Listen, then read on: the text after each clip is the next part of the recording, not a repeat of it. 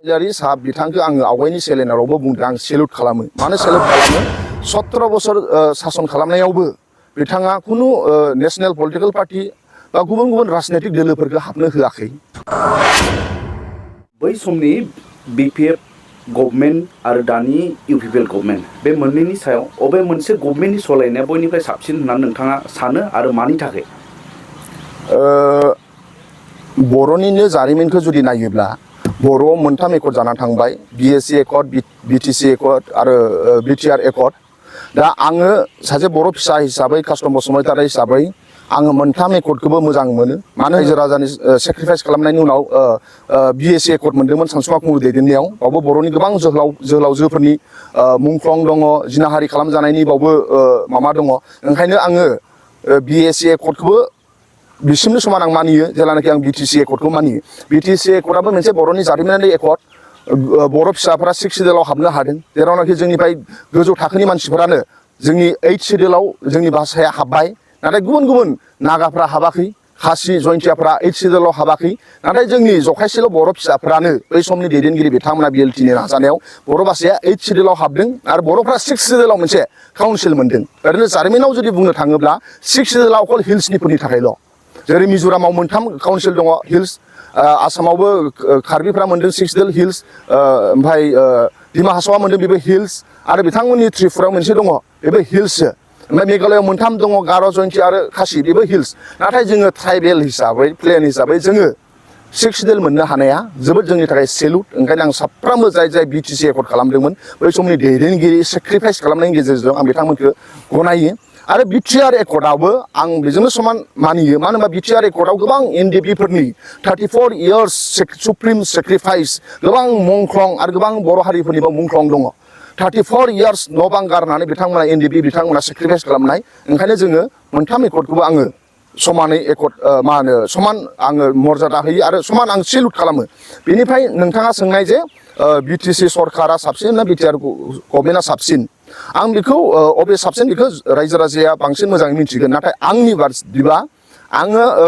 हाग्रामा महिलारि साहब बिथांखौ आङो आवगायनि सेलेनारावबो बुंदों आं सेलुट खालामो मानो सेलुट खालामो 17 बोसोर सासन खालामनायावबो बिथाङा खुनु नेशनेल पलिटिकल पार्टी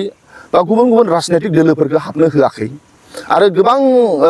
हाग्रामा महिलारि दैदेननाय समाव गोबां जोंहा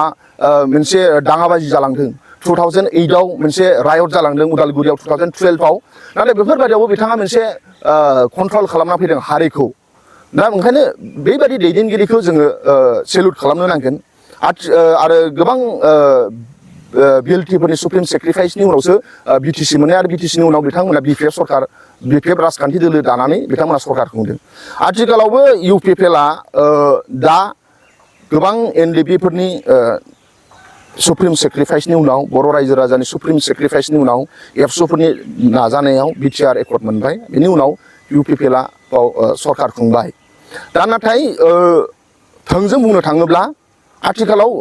राजनैतिक दोलोआ हाबबाय दा मेजरिटि सरकार खालामनो हायाखैमोन हाग्रामा महिलारि मेजरिटि सरकार खालामनो हादों हाग्रामा महिलारि दैदेननायाव कंग्रेस हाबनो हायाखै बिजेपि हाबनो हायाखै नाथाय आथिखालाव मानगोनां प्रमद बर'नि दैदेननायावबो बिजेपिआबो हाबबाय गुबुन गुबुन दोलोफ्राबो हाबबाय जेरैबायदि सक्तिशालि जानांगौमोन आवगायनिफ्राय दा खम जादों आरो जेरैबायदि हयथ' मावनांगौ बिदि मावनो हायाखै प्रमद बर' बिथाङा आं बिथांजों एबसुआव गोबां सम खामानि मावनाय दा ओंखायनो बिटिआर एकर्डआवबो माखासे दफाफोर दंमोन बेखौ मोजाङै दा एनडिपि बिथांमोना जाय सुप्रिम सेक्रिफाइस खालामबाय बिथांमोना जेरैबायदि रिहेबिलिटेसन जेरैबायदि बिथांमोनखौ नायनांगौमोन आसाम सरकारा नायाखै बेखौ जों साफ्रोमबो नुदों आंबो मोनदांदों आंहाबो गोबां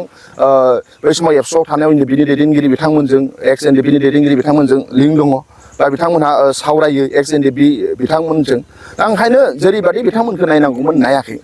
ओंखायनो आं सानो बिटिआर एकर्डआबो थाब मावफुंजानांगौ जेरैबायदि बाव पेरामिलिटारिनि खोथा होदोंमोन आरो भेन्सार स्कुलनि सरकारि खालामनाय दासिमबो जायाखै जाय फोरोंगिरि बिथांमोना जोंखौ फोरोंबाय 25 बोसोर भेन्सार स्कुलाव मास्टार मावनानै दिनैसिमबो फिसा लोमजायोब्ला टेब्लेट गरसे बायनो थाखाय फैसा गैया बिथांमोनाव आरो बिथांमोना बिसि फिसानो ड्रेस बायना होनो हाया बै फोरोंगुरु बिथांमोननि दुखुखौ जों बुजिनो नांगोन ओंखायनो बैफोर एकर्डआ जुदि मावफुंजायोब्ला थाबनो रायजो राजाया हयथ' साबसिन मोनगोन इउपिपिएलखौ दा मावफुंजायैखाय दासिमबो नाथाय बेखौ रागा जोंनानै दङ रायजो राजाया रागा जोंनानै दङ नाथाय आं सानो प्रमद बर' बिथाङा बिजेपिनि बिजेपिजों जुजिनांगौब्ला ज' जानाया साबसिन ज' जायोब्ला जों गोहो जागोन मोननै जायोब्ला जुदि जोंहा डिभाइडेड जागोन ओंखायनो जों बर'फ्रा जों बुजिनो नांगोन दा आथिखालाव जों जुदि ज' जायाबा जोंहा जेबो गैया बेनिफ्राय प्रमद बर' दैदेननाय सरकारा बिजेपिया हाबजोबनानै दङ बाव बिजेपिया गोबां EM दङ आरो बिथांमोना जोंनि लकेल इस्युखौ साना जोंनि गोबां NDPफोरनि मुंख्लंफोरनि खोथाखौ बिथांमोना बुजिया बर' रायजो राजानि मुंख्लंनि खोथाफोरखौ जाय बिजेपिनिफ्राय दिनै दैदेनगिरि जागासिनो दङ बिजेपिनि लिडार बिथांमोना बे खोथाफोरखौ बुजिया बे ओनसोलनि गांनाय उखैनायखौ बुजिया बे ओनसोलनि नागरिकफोरा बोरै सानो बेखौ बिथांमोना बुजिया बेखौ आन्चलिक दलासो बुजिगोन ओंखायनो आं सानो जों बर'नि दा राजखान्थि हालोदा मोजां नङा थासारिया मोजां नङा रायजो राजा लुबैनाय बादि जायाखै